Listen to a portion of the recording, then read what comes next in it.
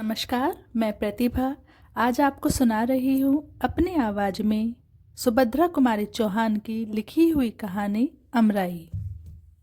अमराई मतलब आम का बगीचा।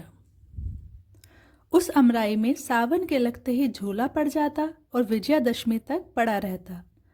शाम सुबह तो बालक बालिकाएं और रात में अधिकतर युवतियां उस झूले की शोभा बढ़ाती।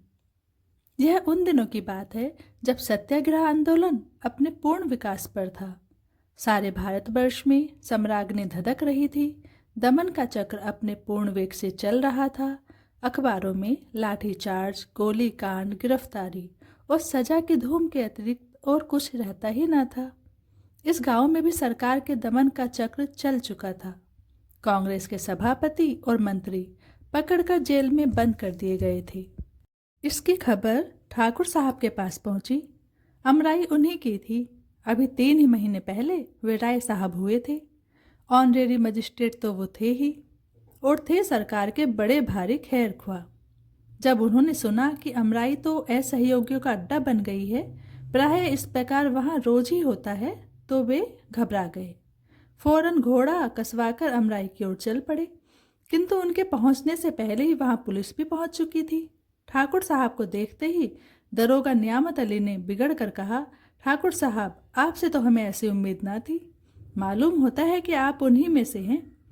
यह सब आप ही की तबीयत से हो रहा है, लेकिन इससे अमन में खलल पड़ने का खतरा है। आप 5 मिनट के अंदर ही यह सब मजमा यहाँ से हटवा दीजिए, वरना हमें मजबूरन होकर लाठियाँ चलवानी पड़ेंगी। ठाकुर साहब ने नम्रता से कहा, दरोगा जी जरा सब्र रखिए, मैं अभी यहाँ से सबको हटवाए देता हूँ। आपको लाठियाँ चलवाने की नौबत ही क्यों आएगी। नियामत अली का पारा 110 पर तो था ही। बोले, फिर भी मैं आपको पहले से आगाह कर देना चाहता हूँ कि ज़्यादा से ज़्यादा 10 मिनट लगे, नहीं तो मुझे मजबूरन लाठियाँ चलवानी ही पड़ेंगी। ठाकुर साहब ने घोड़े से उतरकर अमराई में पैर रखा ही था कि उनका 7 साल का नाती विजय हाथ में लकड़ी की तलवार लिए हुए आकर सामने खड़ा हो गया। ठाकुर साहब को संबोधन करके बोला, दादा देखो, मेरे पास भी तलवार है, मैं भी बहादुर बनूंगा। इतने में ही उसकी बड़ी बहन कांति, जिसकी उम्र करीब 9 साल की थी, धानी रंग की साड़ी पहने आकर ठाकुर साहब से बोली, दादा ये विजय लकड़ी की तलवार लेकर बड़े बहादुर बनने चला है। मैं तो दादा स्वराज का काम करूंगी और चरखा चला चला कर देश को आज़ाद कर दूंगी। फिर दादा बतलाओ, मैं बहादुर बनूंगी ये लकड़ी की तलवार वाले। विजय की तलवार का पहला वार कांति पर ही हुआ। उसने कांति की ओर गुस्से से देखते हुए कहा, देख लेना, किसी दिन फांसी पर न लटक जाऊं तो कहना। लकड़ी की तलवार है तो क्या हुआ, मारा कि नहीं तुम्हें। बच्चे की इन बातों में ठाकुर साहब क्षण भर के लिए अपने आप को भूल से गए। उधर 10 मिनट से 11 होते ही दरोगा नियामत अली ने अपने जवानों को लाठियां चलाने का हुक्म दे ही दिया। देखते ही देखते अमराई में लाठियां बरसने लगी। आज अमराई में ठाकुर साहब के घर की स्त्रियां और बच्चे भी थे और गांव के ही प्राय सभी घरों की स्त्रियां और युवक त्योहार मनाने आए थे। उनकी थालियां राखी, नारियल, केसर, रोली, चंदन और फूल मालाओं से सजी हुई रखी थी, किंतु कुछ ही देर बाद जिन थालियों में रोली और चंदन था, खून से भर गई। जब पुलिस मजमे को तितर बितर करके चली गई तो देखा गया कि घायलों की संख्या करीब 30 की थी, जिनमें अधिकतर बच्चे, कुछ स्त्रियां और 8-7 युवक थे। विजय को सबसे ज़्यादा चोट आई थी। चोट तो कांति को भी आई थी, किंतु विजय से कम। ठाकुर साहब का तो परिवार ही घायल था। घायलों को उनके घरों में पहुंचाया गया और अमराई में पुलिस का पहरा बैठ गया। विजय की चोट गहरी थी, दशा बिगड़ती जा रही थी। जिस समय वह अपने जीवन की अंतिम घड़ियां गिन रहा था, उसी समय कोर्ट से ठाकुर साहब के लिए सम्मन आया। उन्हें कोर्ट में यह पूछने के लिए बुलाया गया था कि उनका आम का बगीचा असहयोगियों का अड्डा कैसे और किसके हुक्म से बनाया गया।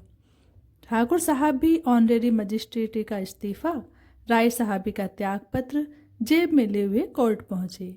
उनका बयान इस प्रकार था, मेरा बगीचा असहयोगियों का अड्डा कभी नहीं रहा है, क्योंकि मैं अभी तक सरकार का बड़ा भारी खैर ख्वाह रहा हूँ। मुझे सरकार की नीति पर विश्वास था और अपने घर में बैठा हुआ मैं अखबारी दुनिया का विश्वास कम करता था। मुझे यकीन ही न आता था कि न्याय की आड़ में सरकार निरीह बालक, स्त्रियों और पुरुषों पर कैसे लाठियां चलवा सकती है। परंतु आज तो सारा भेद मेरी आंखों के ही आगे विषैले अक्षरों में लिखा गया है। मेरा तो यह विश्वास हो गया है कि इस शासन विधान में जो प्रजा के हितकर नहीं है, अवश्य परिवर्तन होना चाहिए। हर एक हिंदुस्तानी का धर्म है कि वह शासन सुधार के लिए इस काम में पूरा सहयोग दे। मैं भी अपना धर्म पालन करने के लिए विवश हूँ और यह मेरी राय साहिबी और ऑनरेरी मजिस्ट्रेटी का त्यागपत्र है।